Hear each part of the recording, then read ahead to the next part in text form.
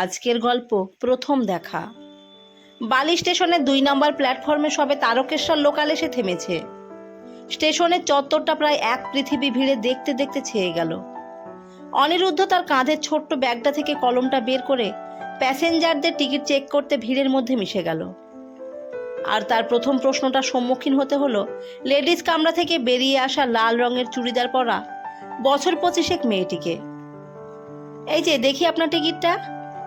মেয়েটা তো তার সামনের টিকিট চেকারকে দেখে এমনিতেই সে পুরো ট্রেনটা এই ভয়ে ভয়ে এসেছে যে তাকে টিসিতে না ধরলে হয়। জীবনে এই প্রথমবার সে তার বান্ধবী মধুশ্রীর পাল্লায় পড়ে হুড়োতাড়াতে টিকিট না নিয়েই উঠেছিল, নয়তো সে কোনোদিন টিকিট না নিয়ে ট্রেনে ওঠে না। এ তার কপাল খারাপ না তো আর কি। কি হলো, টিকিটটা দেখান। অনিরুদ্ধ দ্বিতীয়বার করার প্রশ্নে মেয়েটা একবার টেরিয়ে তার বান্ধবী মধুশ্রীর দিকে তাকিয়ে চোখের ইশারায় বলল, দেখলি তো, তোর জন্য আজ আমার সর্বনাশ হলো। অনিরুদ্ধ আরও 2-1 প্যাসেঞ্জারকে থামিয়েছিল।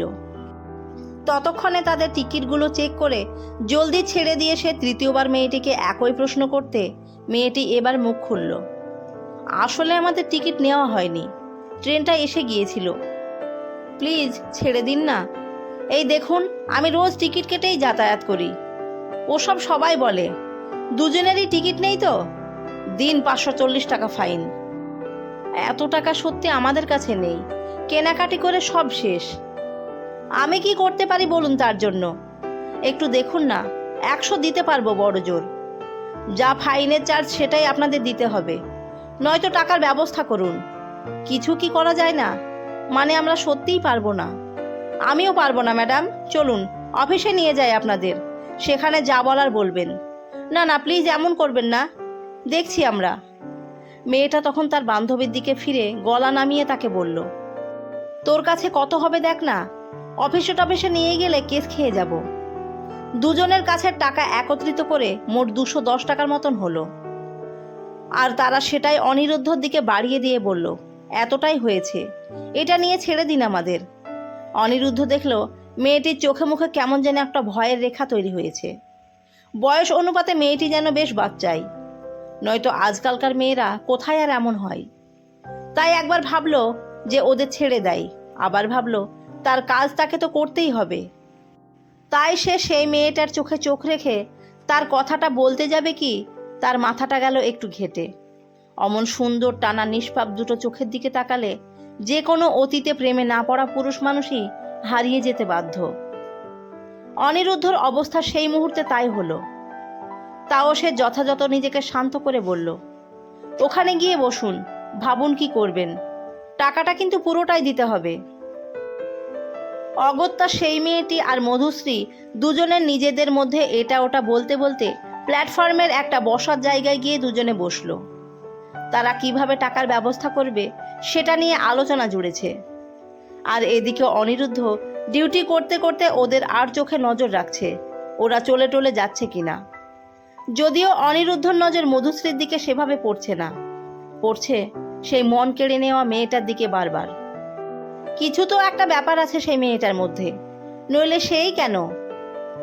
আধ ঘন্টা সময় পেরিয়ে যাওয়ার পর যখন স্টেশনে লোক চলাচল একটু কমেছে, তখন অনিরুদ্ধ তাদের সামনে এগিয়ে এসেই সেই মেয়েটিকে উদ্দেশ্য করে প্রশ্ন করল, কি হলো, আপনাদের টাকার জোগাড় হয়েছে? আর কতক্ষণ? মেয়েটা এবার খানিক শান্ত পলকে অনিরুদ্ধর সামনে উঠে দাঁড়িয়ে ভয় ভয় চোখেই তাকে উত্তর দিল, টাকাটা কোনোভাবেই জোগাড় করতে পারছি না। বলছি কি, আমরা তো প্রায়ই আসি এদিকে, অন্যদিন দিয়ে গেলে হবে না? অন্যদিন মানে? আমাকে কি দোকানদার মনে হয় আপনাদের, যে আজ ধার রেখে যাবেন পরদিন শোধ দেবেন? না, আসলে কোনো উপায় তো দেখছি না। তাই বিশ্বাস করুন, বাড়ি থেকে টাকা চেয়ে পাঠালে কি কারণ জানতে চাইবে, সত্যিটা জানলে না আমায় মেরে ফেলবে মা। মেয়েটার চোখ মুখের ভাষা, কথা বলার ভঙ্গিমার সাথে অনিরুদ্ধ যতই পরিচয় হচ্ছে ততই যেন তার মনে হচ্ছে মেয়েটা কেমন যেন এক বাচ্চা মেয়ে। হয়তো সে সত্যিই বলছে, কিন্তু তবুও তাকে কি করে ছেড়ে দিতে পারে। তাই সে জানালো, এক কাজ করুন, বাড়ি কোথায় আপনাদের? আমার ডানকুনি, আর ওর এই কাছেই। বেশ, তবে যার কাছে বাড়ি সে গিয়ে টাকাটা নিয়ে আসুন, একজন থাকুন, এতটুকু হেল্প করতে পারি। অনিরুদ্ধ হয়তো মনে মনে চাইছিল যে মধুশ্রী মানে তার বান্ধবীটাই টাকাটা আনতে যাক, আর সেই মেয়েটা তার চোখের সামনে অপেক্ষা করুক। আর সেটাই হলো অক্ষরে অক্ষরে। মধুশ্রী যেহেতু সামনেই বাড়ি, সে টাকাটা আনতে গেল, আর সৌমিলি অপেক্ষা করতে লাগলো স্টেশনে। অনিরুদ্ধ ফের তার কাজে ব্যস্ত হয়ে পড়ল ডাউনের ট্রেন প্ল্যাটফর্মে আসা মাত্র। এই প্রথমবার সৌমিলিরও চোখ আটকে গেল অনিরুদ্ধর ওপর। সাদা পোশাক, গলায় IRCTC এর আইডেন্টি কার্ড, আর সাথে ব্লু প্যান্ট। কথাও বেশ মন্দ বলে না ছেলেটা। সে প্যাসেঞ্জারদের টিকিট চেক করছে, আর সৌমিলি ফাঁকে ফাঁকে একবার দুবার করে তাকে আর চোখে লক্ষ্য করছে। সৌমিলি এর আগে কখনো কোনো ছেলের দিকে এভাবে লক্ষ্য করেনি। সত্যি বলতে কি, আকর্ষণ জিনিসটা যে কারোর প্রতি আসে না, সেটা বিশেষ সময় বিশেষ একজন পুরুষের প্রতি হঠাৎ করেই জন্মে যায়। আর সৌমিলিরও বোধহয় তেমনটাই অবস্থা। বেশ কিছুটা সময় অনিরুদ্ধ তার দিকে এগিয়ে আসছে দেখে সৌমিলি তার দিক থেকে সহসা চোখ ফিরিয়ে নিল। অনিরুদ্ধ তার সামনে এসে একবার হাত ঘড়িটা দেখে সৌমিলিকে বলল, এলেন আপনার বান্ধবী? আর কত দেরি? সৌমিলি সেই মুহূর্তে আর অনিরুদ্ধর দিকে চোখ তুলে তাকাতে পারল না। তখন তার মনের গোপনে একটা কিঞ্চিত লজ্জাবোধ কাজ করছে। সৌমিলি তার দিকে না তাকিয়েই বলল, আমি ফোন করেছিলাম, আসছে। বেশ, আচ্ছা একটা প্রশ্ন করতে পারি আপনাকে? সৌমিলি যেন বাধ্য মেয়ের মতো ঘাড় নেড়ে জানালো, করুন। আগে কখনো এভাবে টিকিট ছাড়া ট্রাভেল করেছেন? না, সত্যি বলছি, মধুশ্রীর জন্য সব হয়েছে। দেখলেন তো কতগুলো টাকা গেল আপনার। সব সময় টিকিট সাথে নিয়ে বেরোবেন। সৌমিলি আবার বাধ্য মেয়ের মতো ঘাড় নেড়ে অনিরুদ্ধর কথাতে সম্মতি জানালো। তারপর খানিকক্ষণ কারোর মুখে আর কোনো টু শব্দটি নেই।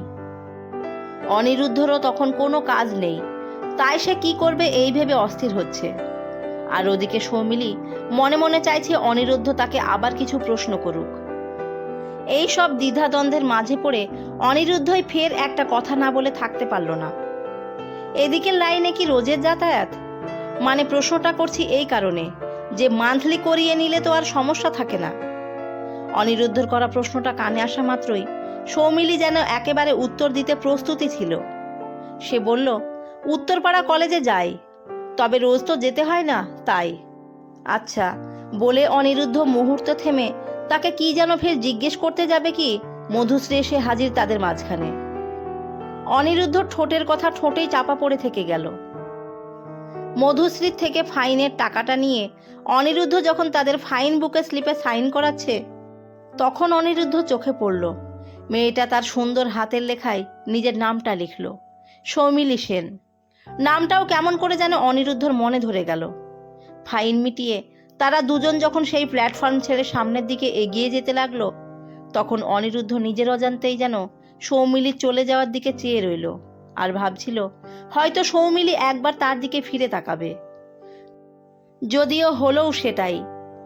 সৌমিলিরও যে মনে একটা প্রশ্ন রয়ে গিয়েছিল যে অনিরুদ্ধ তাকে কি জিজ্ঞেস করতে গিয়ে থেমে গিয়েছিল, তাই সে একবার পিছু ফিরল। যদিও সে ভাবেনি অনিরুদ্ধ তার দিকে তাকিয়ে আছে। যেই না দুজনে দুজনের দিকে ফের চোখ পড়ল, সেই প্রথমবার তারা লজ্জায় একে অন্যের থেকে চোখ সরিয়ে নিল। কে জানে এই লজ্জার কোনো ভবিষ্যৎ আছে কিনা। গল্পটি ভালো লেগে থাকলে সাবস্ক্রাইব করে পাশে থাকবেন। ধন্যবাদ সবাইকে।